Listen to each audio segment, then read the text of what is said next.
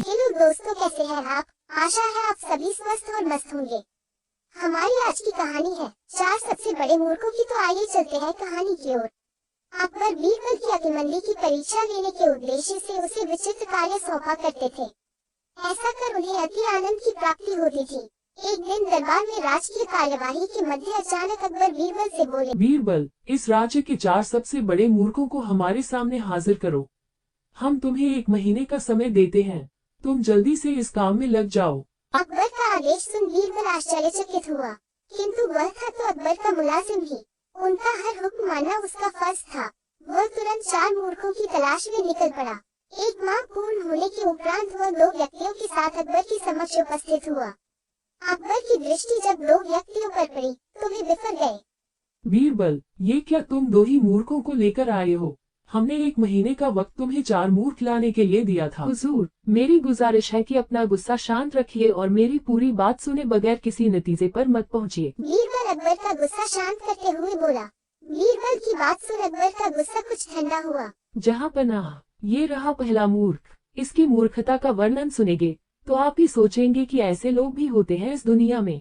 बताओ, ऐसी क्या मूर्खता कर रहा था ये? हुजूर, मैंने इस व्यक्ति को घोड़े पर बैठकर कहीं जाते हुए देखा।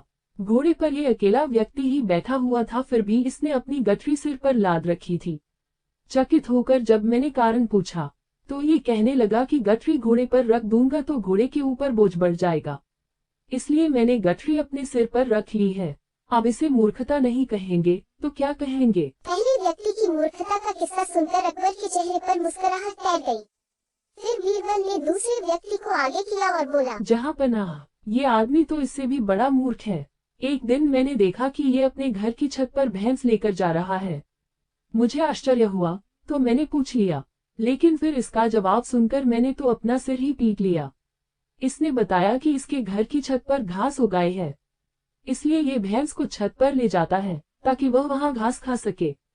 ऐसा मूर्ख कहीं देखा है आपने? वाकई इन दोनों की कारस्तानी बेवकूफाना है। अब बाकी के 2 मूर्खों को पेश करो। हुजूर, नजर उठाकर देखिए, तीसरा मूर्ख आपके सामने खड़ा दिखाई पड़ेगा। कहाँ बीरबल? हमें तो यहाँ कोई तीसरा व्यक्ति दिखाई नहीं पड़ रहा। तीसरा मूर्ख मैं हूँ हुजूर। अब देखिए, मुझे पर कितने महत्वपूर्ण कार्यों की जिम्मेदारी है, लेकिन सब कुछ एक तरफ हटाकर मैं 1 महीने से मूर्खों को खोज रहा हूँ। ये मूर्खता नहीं तो और क्या है? बीरबल की बात सुनकर अकबर सोच में पड़ गए। फिर बोले, और चौथा मूर्ख कहाँ है बीरबल? गुस्ताखी माफ हुजूर, पर चौथे मूर्ख आप हैं।